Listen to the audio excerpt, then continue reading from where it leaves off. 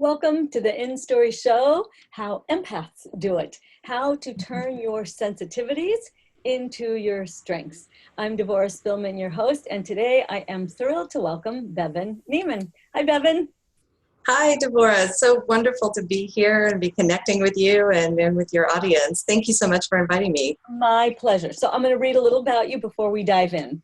So Bevan Niemann has been empathic, highly sensitive, and intuitive since childhood. She was absolutely convinced an alien species had dropped her off on this planet. She often looked out into space thinking, please come back. I love that. I'm going to ask you about that. Bevan's passion is helping sensitives, empaths, and intuitives uncover deeper meaning and their life purpose. Specifically, she's been passionate about conscious leadership for 20 years, since she accepted her very first role as a supervisor. Most recently, Bevan hosted the Shift Network's Evolutionary Empath Global Summit, reaching an audience of over 30,000 to advocate for our sensitive way of being. So thank you for joining this somewhat smaller summit on the same big topic. Absolutely. It's just great to be spreading the word about our gifts and helping people step into that. 100%. I'm definitely passionate about this whole topic, and so and about stories. So you can't start your bio like that without me having to ask you about your childhood. Like, what was so different about you? Mm-hmm. So when I was 6, my parents moved from suburban Detroit, which is a big city. I don't know if your audience is international, but a big city in the United States. And we moved to the West Coast to Oregon, and we lived in this very rural valley there. We lived off the land. We were growing all of our own vegetables and raising our own animals and all of that. And so, and because there was no light pollution there, you could literally at night see everything. You could see all of the stars. It was an incredible way to grow up. I was very close to nature, very tuned in. And so when I say that I thought I was an alien on this planet, I would feel so connected to the oneness. And I think this is something that empaths just naturally, we have this ability to recognize that our true identity is that we are a manifestation of source, that we are connected deeply to everything. And I remember having this vision when I was 7 of laying on a stone slab on the top of a mountain and looking up into the universe, and these 3 lights came down and they lifted me up gently, and I just dissolved. I just became one. And so I had these out-of-body sort of astral experiences from a very young age. I was very tuned in to animals. I feel like I'm an animal communicator. And just, it was an amazing way to grow up, a very great way for an empath to grow up, because we sense shifts in energy. There was just really positive energy, really affirming energy out there in the middle of nowhere. So you have so it was encouraged when you were growing up. This wasn't, like, what's surprising to me is like that. Why did you have this feeling like you want to go back, or that you were from an alien planet? Like, it seemed like your parents supported, like you lived in an environment that seemed supportive of the way you were.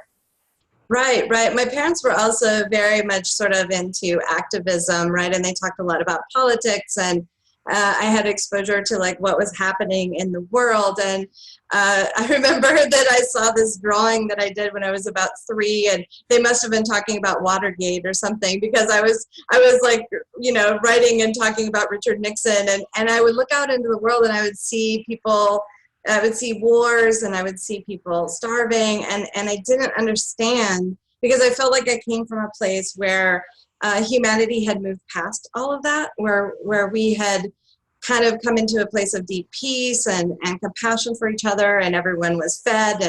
And then I came here and I was like, what happened? I can't believe. So yes, I had a very nurturing family, and I feel that made a huge difference in my life.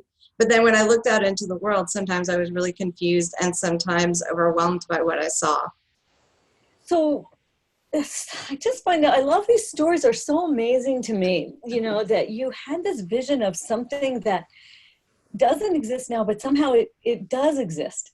So I just think that's so, I don't know, it's fascinating. So what happened Bevan, because, in your story, I know that you went into like the corporate world and all that. So what happened to this part of you as you grew up? So after I graduated from high school, I went off to college, as many people do, and I realized it was kind of like culture shock, right? I was off on my own, and although I was in art school, so there were a lot of other really tuned in people as well, as I look back at that. It was also, the university was also a very secular place. It was a place where it was actually discouraged to talk about spirituality. It was very scientifically based, very research based. And I began to question. Like, is there a God? Is there something bigger than myself? Well, why would all these bad things happen? Why would a greater omniscient being, allow things like this to happen? And I sort of became jaded and cynical. And I went through maybe a couple of decades of really turning off my intuitive and empathic gifts and my spiritual connection, and really became an atheist, and I just kind of concentrated on graduating and going out and getting the job and working your way up the ladder and achievement. And I was still doing good things. Don't get me wrong. I still, like, there was a part of me that was still, well, there's always a part of us that's always connected, even if our consciousness is not. But, and so I worked for a nonprofit organization, and I mentored children, and, so I did good things. I always had this empathic heart, but I kind of put a wall up around myself. I didn't let a lot of people in. I was very private. I sort of turned off my emotions. One of the things about being a highly sensitive person that scientific research has shown is that we are more emotionally responsive, both to positive stimuli and negative stimuli. And I just kind of shut that off. I didn't want to feel anything. And so that was a little bit of a dark night of the soul for me, to feel really disconnected. I did a lot of amazing things out in the world, but what I realized is in my career, I was kind of in this hyper masculine mode, achievement and producing and trying to, get awards and accolades and all of that. And then in my personal relationships, I was in this very feminine mode, as a matter of fact, hyper feminine, like where I was sort of a doormat, and I was so nurturing and so caring and so giving that I got into a lot of codependent relationships. So I had this weird dichotomy between those two things, right? And it's interesting, as I've looked at my astrology chart, I have Capricorn in my North Node, which is legacy and achievement and career and success. And then I have Cancer in my South Node, which is nurturing and home and family. And it's interesting because I've always just had these two parts of myself that have been really out of sync and really out of balance. I think that's why these stories are so important. You're not alone in this for all different reasons. Almost everybody from previous generations at some point shut down this empathic, highly sensitive side of ourselves in order to survive the world. So now the question is, how'd you get it back? Yeah, so when I turned 40, it was like there was something inside of me that was missing, and I realized I'd been trying to fill it with work, with these relationships, with food, with, all kinds of things. And yet it was a bottomless pit, right? There's just like, there's no way to get that filled. And that void was my spiritual connection with Source. And I made the decision to leave the marriage that I had been in for 20 years. And that was like life-changing for me. I sought out a meditation group. I was like, I've always been curious about meditation. And I went and the teacher was talking about auras and meditating with divine light. And I'm like, I have no idea what she's talking about, but I'm coming back because this is so interesting to me. And I set off on this deep path of studying with a metaphysical mystery school,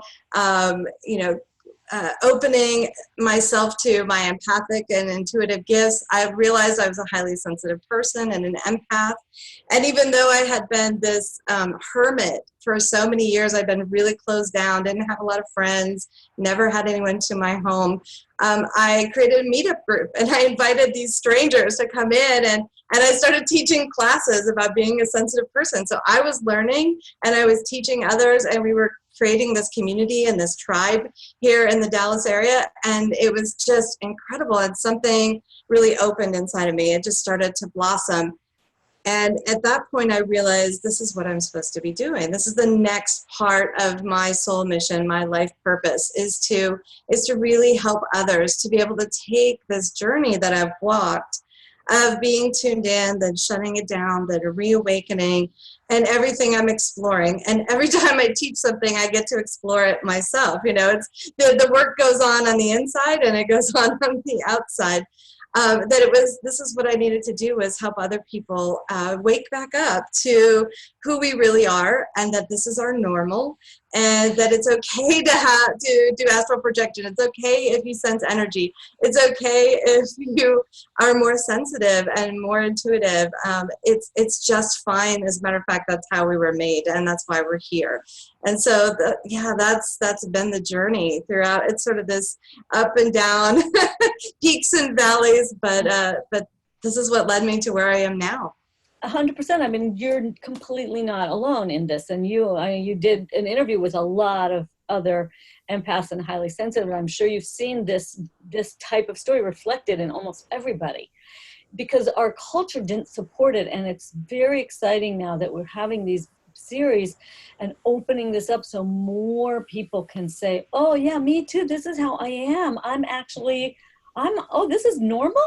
Yes. You know, like, because I have clients who like have read about this and learned about this. I've been talking about it, and I went, I wish I knew this. I wish my parents knew this. People who are pathologized and medicated and, you know, just shut down in very terrible ways because of their sensitivity. It was treated like an illness. Mm-hmm. Yes. Yes. I had a client recently who, when she was 6, she had prophetic dreams.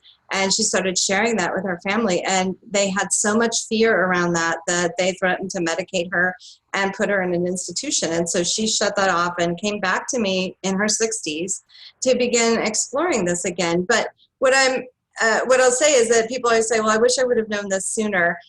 And what I believe in my own experience and for many others is that we came to this knowledge right at the time when we were ready. Like, for whatever reason, we needed to go through all these other experiences. It's kind of like a contrast, you know, like being completely shut down. Now I'm so appreciative of being open and being connected. And what I can say is that I went to a futurism conference this last weekend, and I spent a bunch of time with people who were 20 years my junior. And they are already as connected and have an understanding of the spiritual path as I do now. And I'm so excited for our future, because younger people who are coming on this planet are waking up so much earlier. And perhaps those of us that are a little older needed to kind of pave the way. We went through some of these bumps in the road and these journeys in order to sort of break the ice and to open this new era of consciousness, because that's what I really believe we're coming into. We're actually moving past the era of information and technology, and that will be integrated. But what we're really exploring now is what's within, what is the enormous depth that's within us and outside of us, and how are those interplaying and how are those connecting. I totally agree with you. And, you know, I think that those of us who are older, I'm 62, and a lot of us, especially women who are over 50, we are getting it back, and we are really part of this opening. And, you know, I've been talking about how when you connect to that soul essence part of you, I like to call it like your soul story, it does actually reveal your purpose. And a lot of times people have a new purpose, the one that they had to shut down, just like you had to shut that down to survive. And now you get to make it your purpose. I think it's super exciting. And so I know you also have really started to bring this whole concept of being an empath and being highly sensitive into the realm of leadership. And I would love for you to talk a little bit about your thinking and what you've discovered about that. I don't mean to stop the interview, but there's a leaf blower going by. Can you hear it? You're fine. We can't. Okay. Yeah. Okay. I always tell people we're really about excellence, but not perfection. Right. There's always going to be this one time the phone will ring or this will happen, and it's like it's all good. It's all good. Anyway, we can't hear it. It's so weird luckily we can't hear it. I hate those things so much. Well, it came up several times during the summit. We had to stop and then, start again because because they went by, and I can't control that, so it's just what it is. Exactly, and we can't hear it anyway. So leadership. Yeah, so let's talk a little bit about leadership. I mean, we've looked back into history, and we see that leadership has been expressed in this very sort of power over way. You know, this need to control, this need to be more authoritarian, this need to be more top-down hierarchy.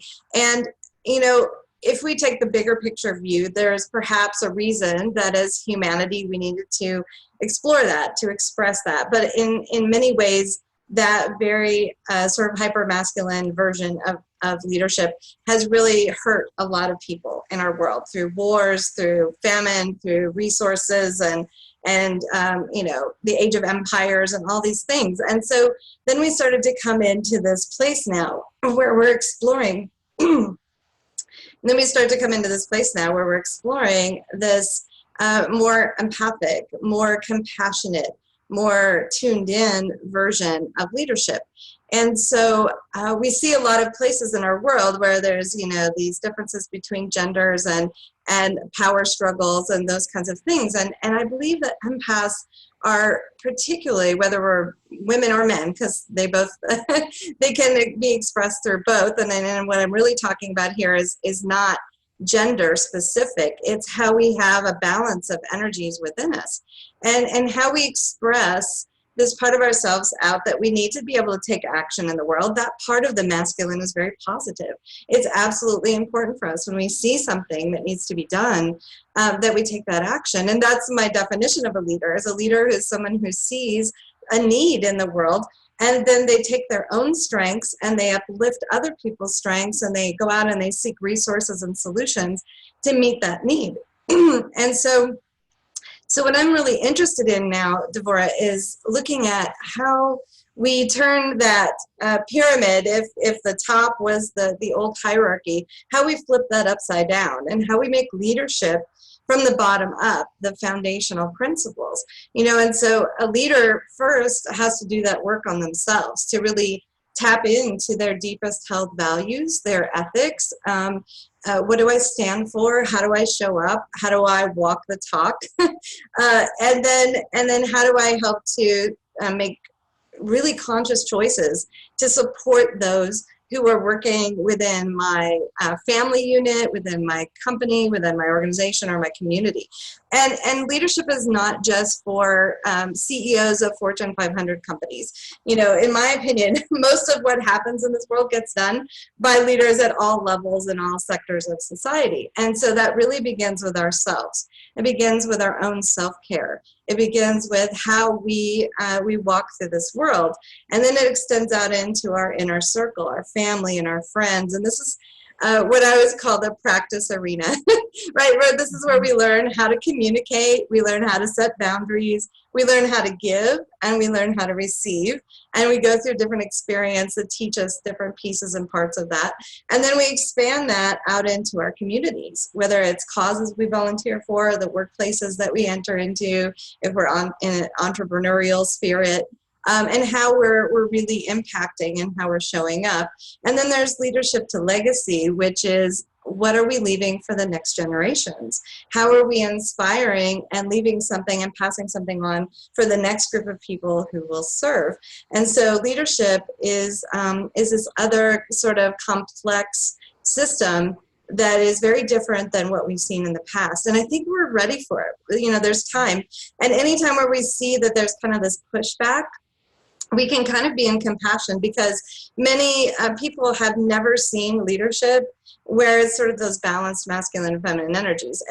They have no basis for understanding, particularly men in our society, of how to get in touch with those emotional pieces, how to be nurturing, how to tap into their intuitive knowing. They just have not until recently have they had any place for that to be offered. And so this is what we can bring to the table, is particularly female empaths. We can be those role models for what this looks like, for both taking action and receiving. and nurturing and connecting and doing all of these things that we need to move our world into a place that actually works for everyone, not just for a select few. So what do you think has been key for you now? I feel like you're kind of integrating those two halves of you, you know, the part that was on the farm and I'm ready to get a float up into the universe and then I'm going to shut it all down. I'm going to be like a go-getter and change the world by being tough. And now, oh no, wait, I want to go float out. And so how are you, and now you want to be a leader and an empath. So what are some of the tools and what are some of the tools you're using to help you do that? Because part of why you shut it down is it didn't work. Right. I mean, at that time, at least in your perception, right? Mm-hmm. So what's allowing you to lead now where you couldn't, like, how are you integrating it? This has been a big piece of it because when I got to that point where I had the spiritual reawakening, I was working like 65 hours a week, and I was pushing and pushing, and I went through adrenal fatigue. I took a deep dive into fibromyalgia, and in ways, my body kind of said, you know what, you're going to go into the feminine. You're going to receive. You're going to go to doctors and other practitioners. You're going to change your diet. You're going to do this because your health is demanding it. So sometimes we have those times in our lives where that happens, and we have to explore this other part of ourselves. So I went through all of this process of working on that integration. And how that looks for me is, especially as an entrepreneur now, I get up without an alarm clock. That has been such an amazing thing for me. It sounds like a small thing, but an alarm clock is very much like, okay, it's time to go. We got to get up, got to do it. And now I make it a practice to sleep for what time my body needs. I get up, I eat nourishing breakfast, I read for an hour. Sometimes I meditate, sometimes I walk in the forest. So this is nurturing and starting my day from that very feminine side of myself. And then I sit down and I transition into my work, and I look at, and I have a list of things to do, and I look at what do I need to accomplish today, and then I work back and forth between those two things, between being productive, then I get up and I take a break, I connect with friends. And so I'm trying to learn, and it's still a process, of how to do that. Sometimes in the middle of the afternoon when I've been productive for 3 or 4 hours, I'll go take a nap, you know. And I know that for people who are listening, this may not be available for everyone, but it would be interesting for listeners to try this, say on the weekend, for example, to just notice how you're balancing yourself when you're coming into one energy and when you're coming into another, and what really nurtures you to start your day and what really nurtures you at the end of the day. So I call them bookends, right? It's like, how do you go from the sleep state into getting yourself vitalized and ready to begin that work in the world? And then how do you go from doing all that work in the world to coming back into the state of relaxation and getting ready for the sleep state at the end of the day? And just noticing when you're doing what, and I have a very specific routine for those kinds of things, the wind down and the wind up, if that makes sense. It makes a lot of sense. And I know for me, like, being an entrepreneur now is the funnest thing ever. I love it so much. And I don't use an alarm clock, and I have, I just decided no appointments are going to be on my calendar before 10 because I get to decide that. And I get to choose my rhythm. And I notice sometimes I have this little feeling like, is this okay? Like, are we allowed to do this? Like, can I spend all morning walking in the forest? Like, is this allowed? Like, can I have a business and like, because there's this old message, like only being busy is good. Like so we're trying to shift that value system, because it's very clear when you listen to all of the experts speaking about empaths, highly sensitive people, if we don't take time to be alone, we get, like you said, that's a lot of empaths and highly sensitive people will get, adrenal fatigue or fibromyalgia or something like that because you didn't take your time to restore. Right. And it's like, it's not like a luxury. It's a base. It's a must-have every single day. And I just did this video inside my immersive learning community about the difference between like the flood and the drought. So the flood is like all this activity, and then the drought is like, I'm crashed. and then you crash for 2 or 3 days. And I used to go through that cycle over and over and over. And now what I'm trying to do is sort of self-care drop by drop. I'm trying to take care of myself and have that alone time and have that relaxation, whether, for different people, it's different. It's listening to music or taking a hot bath or being in nature or, whatever that is for different people. But doing a little bit of it every day actually then helps to keep your tanks filled up so you don't go through that crash. Because I can tell you, it took me like 3 years to come back from that. It took me 3 years to just feel healthy and vital. I mean, I had daily chronic fatigue. So it's so super important to embrace that more feminine side of yourself. And when we're walking in the forest, we are actually being very productive, but we're just opening ourselves to receive. I've received blog posts and ideas for books and all kinds of things. Like, it just comes and I don't even have to do anything, right? You asked, how do empaths do it? Empaths do it by tapping in and just receiving and allowing that to pervade. And we have an incredibly powerful creative flow that wants to come through us if we just allow it. But when we're busy, when everything's noisy, when we're on the go all the time, when we're overscheduled, we can't hear that inner voice. We can't tap into that larger oneness. Amen, sister. This just making me so happy because that is completely my experience as well.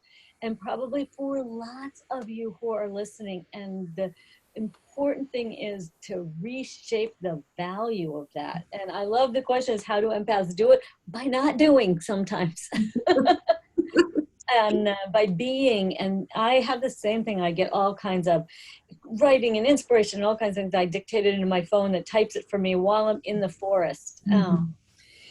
So this is what you're hearing, all of our listeners, is that there are a lot of things that are commonly shared between us. And what I think is happening is we're re-empowering us to see the value of our way. And that we are stopping the sense that we have to try to do it somebody else's way. Like my program is called the In-Story Way, and I always say there's no in-story way. It's finally doing it your way. And all of these series now and all of this is coming out, it's really asking us to honor this way that works for us and to value it.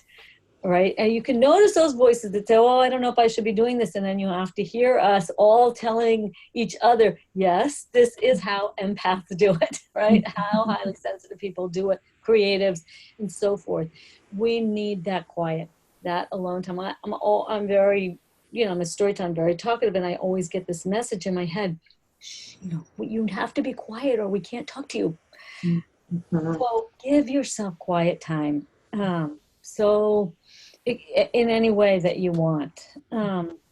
So Bevan, tell us a little bit about what your free gift is, and then we'll have you share a few more words of wisdom before we finish up. Absolutely. I am so pleased to offer a free ebook called The 12 Energies of Perceptive Leadership. And it basically starts with a diagram of a pyramid. It shows how to build that leadership from the ground up and how, when we do exactly what you're talking about, Devorah, when we do role model this ability to slow down, to listen, to tune in to that greater oneness, other people are watching, other people see that. We start to influence the culture of our family systems, the culture of our communities, the culture of our workplaces. When we say, you know what, I'm just going to take time. Even if I'm still in a corporate job, I can go out at lunch instead of being in the busy, sitting in my QB and like trying to still work through lunch. I can go out, I can sit by a tree, I can nurture myself. And maybe other people are like, I think I'd really like to do that too. And so we have this ability to be leaders and to set the tone for what comes next. Because what I really believe is that what works for sensitive people works for everybody. A world that is a little less chaotic, a little more tuned in is good for everyone. It doesn't matter where you fall on that sensitivity spectrum. So I'm so happy to share with all the people who are listening today this free ebook on the 12 leadership energies. It really just dives really deep into different energies. For example, like the reason that we're so great at uplifting other people and really helping to nurture their strengths, or how we make choices in our lives. You know, we talked a lot about that today, the choices that we're making, not only in our personal lives, but in our professional lives, and the choices we make that impact other people. Or being a visionary. You know, many empaths and intuitives are very visionary, and how do you tap into that part of yourself? So I'm just happy to share that piece with everyone who's on the summit today. Super cool. And just tell them a little bit about your guild, just so they know, because people can go to your website. They'll have a link and everything for the free gift, but just tell them a little bit about your community that you've created. Absolutely. The Guild of Perceptive Souls is an immersive global learning community. And we explore the 8 life energies. So I have leadership energies, and then we have life energies. And really, they're all interrelated. And there's many more energies than just that, but these are our foundation. And what we do is on the new moon every month, each person chooses a particular energy. For example, the energy I'm expressing this month is the energy of expansion. So coming on things like this, so thank you, is very much helping me to express that.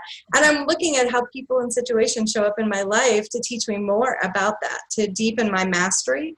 And then we come back into the guild and we share our learning through poetry, through videos, through writing, through whatever vehicle. Some people are cooking and some people are, doing theater, and it's just a very creative space. And it's a place where you can just be who you are, full out. We can have these deep conversations like we're having now about, wow, I was able to astral travel, and what does that mean? And it's just a place where I wanted to create something private and something supportive and nurturing. And there's 7 other coaches and teachers who are doing that with me. So it's a beautiful space. Beautiful. All right. So make sure when we put your free gift, we'll make sure they also have a way to find that. Okay. Fantastic. Yeah. And, so, will you ask we have a Facebook group for this summit, for the In Story show. So ask the question about picking in energy, so that maybe people on the summit can do that and share it in the Facebook group. Oh, that would be great. Absolutely. I can list them and then question again about how do you just ask us a question so everybody can kind of tune in and pick something, and then we'll share them in the Facebook group. So if you take just a moment to tune in to which life energy is coming up most strongly for you. That is the energy of seclude, the energy of questioning, the energy of connection, healing, integration, expansion, service.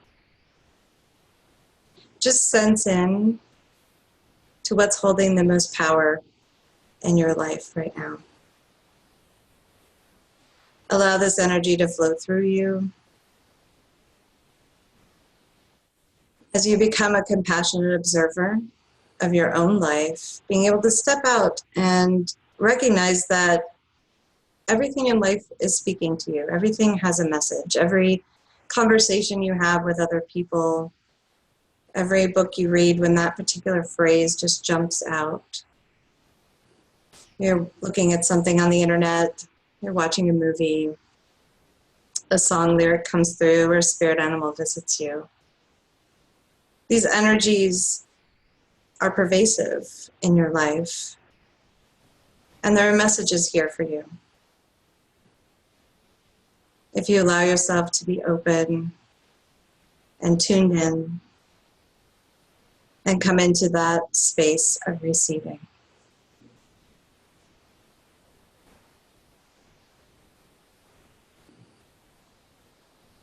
And I look forward to connecting with you in the Facebook group to see what you're exploring. Love that. So mine, probably because I'm hosting this summit right now, was connection. Wonderful. I was like, I guess that makes sense. It's like this, feeling like part of this whole vision is that we should feel more connected with each other and feel that support to become more whole with who we are. So thank you so much for leading that, because that's perfect. So that way, all of you post in the Facebook group what that energy is, and then pay attention to how it shows up. And I love that. Um, Wonderful. Thank you for inviting me into that space. Yeah, that was perfect. Part of for a lot of us, it's learning to trust that spontaneous, intuitive moment and go with it. So I try to model that a lot myself. And that's part of the idea that we don't have to be perfect. We have to really be excellent and committed to excellence in what we do, but it's not about being perfect. And that allows, I think, a little bit of room for that Mhm. surprising moment to arise, so to speak. Absolutely. Yeah, that play and that curiosity and all of that is so great to bring in. Yeah, absolutely. So, Bevan, thank you so much. I'm just delighted to meet you, hear your story. I look forward to everybody sharing in the Facebook group. And as I always say in farewell, remember to go out in the world and share your story, live your purpose, and be a blessing. Bye, everybody.